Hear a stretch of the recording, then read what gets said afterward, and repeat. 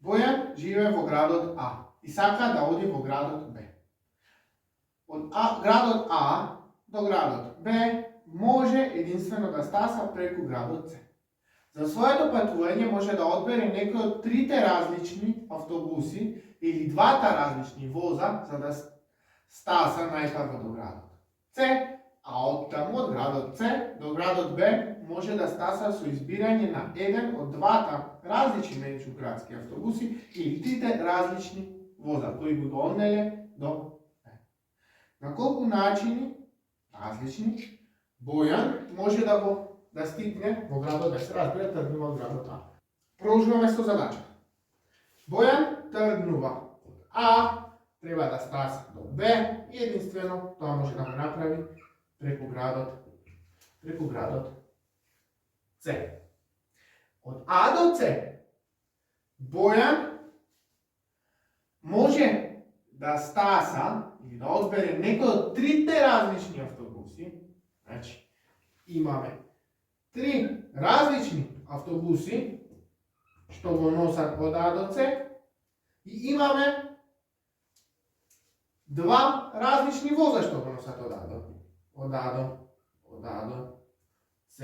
Што имаме 5 различни начини за да стаса од А до С. Имаме 3 различни автобуси и 2 различни воза. Тоа се 5 различни начини. Тука го употребуваме правилото на збир. Значи, тука, ако одбери да оди со автобус, не може истовремено да оди и со воз. Избира еден од овие. Па така, по правилото на збир, од А до С, Бојан може да стаса на 5 различни начини. Независно од патувањето од А до С, Бојан од С до Б може да патува користејќи еден од 2 различни автобуси или 3 различни вози. Користи или автобус или воз и сега имаме 2 различни меѓуградски автобуси и 3 воза. Значи избира или еден од 2 различни автобуси или еден од 3 различни воза. Пак имаме колку начини? Пак имаме 5 различни начини за да стаса од С до Б. Пак го употребуваме правилото на збир.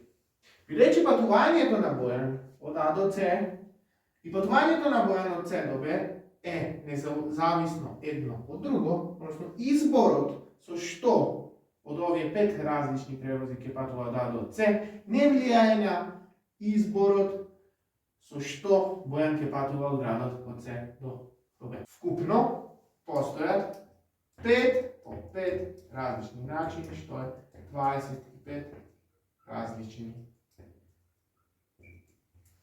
начини.